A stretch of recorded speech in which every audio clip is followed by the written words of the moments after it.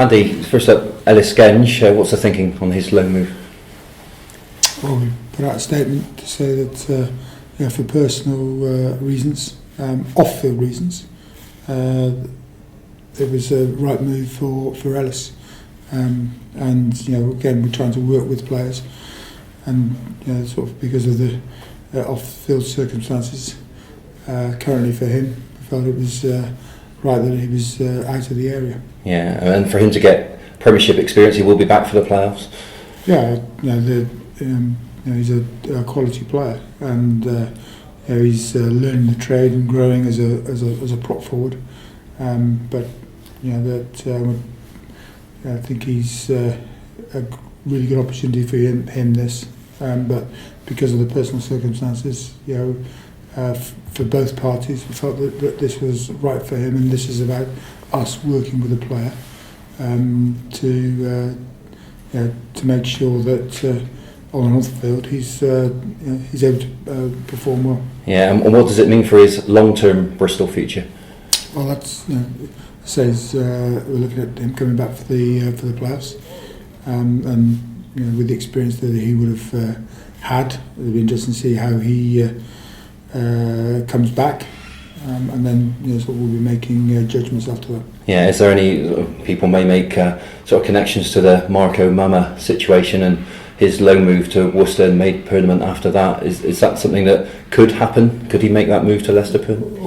All options are always. He's under contract with Bristol for next year, but we'll review what's happened over the next few months, and the decision will be made at the end of the season. So that's all I can give you currently. Yeah, okay. And Nick Carpenter, good to get him, one of your rising stars in the academy, through the academy. A really good young player, and Nick, when he slotted in, did a very good job for the team. When Ben Mosses was injured, and I've been delighted with his attitude that he's shown. But he came in, became our top tackler, worked the hardest of any player, and he's been unlucky that he's not been given the opportunity since then to play. But he's worked his socks off, and he's a quality lad, and he's got a good future. We just got to keep seeing how his development grows. Yeah, how good do you think what his potential is? How good do you think he could become? Well, there's a long way for Nick to go. Part of that is again the playing experience. Someone like Ben Mosses has found, it takes time to mature into a quality centre with the decisions that you've got to make and what you're asked to do in the 12 position. We're looking for a passing, decision-making type 12 as opposed to just a crash, bang, wallop 12. So there's a lot of pressure on our 12s to be able to perform in that way. Yeah, and a game-free week last week. Did that come at a good time, do you think, for the squad? It is what it is. Yeah,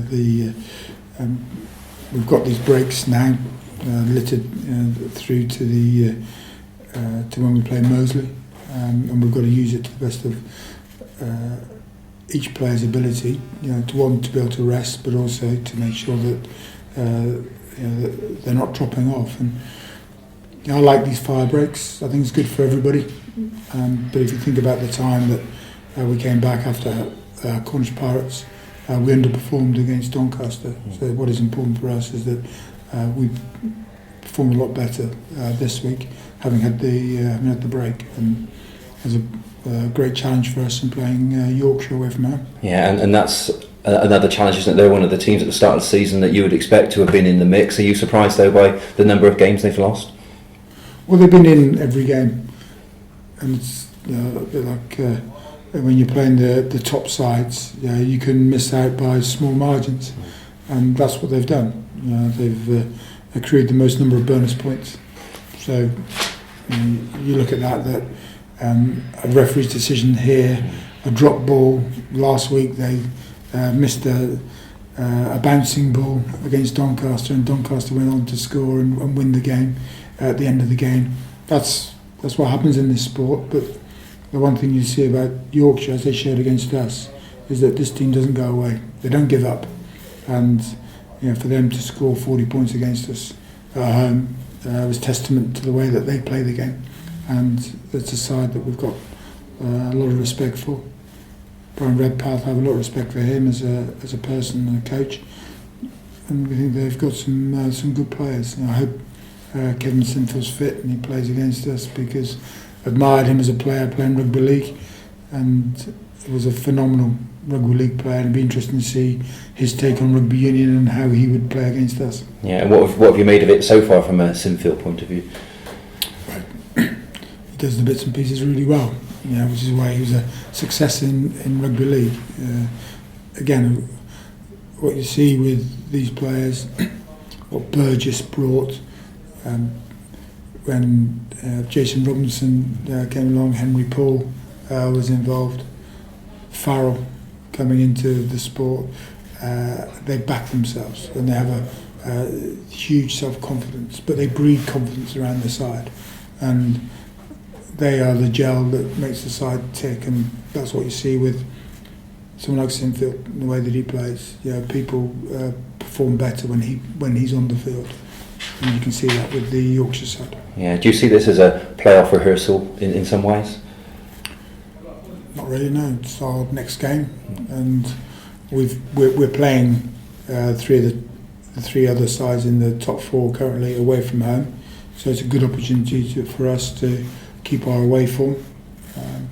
But what I've enjoyed about the way the team's gone about their business, they're focused on the next team that we've got to play, not getting ahead of ourselves, understanding the mechanics of our game, of how it works, and making sure that we put in a performance, and that's what we'll expect from the team this week. Yeah, so is it almost a case of playing playoff style rugby now, from now on in?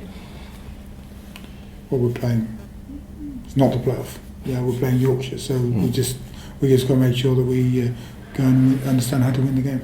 Good luck, Andy. Thank you. Thank you.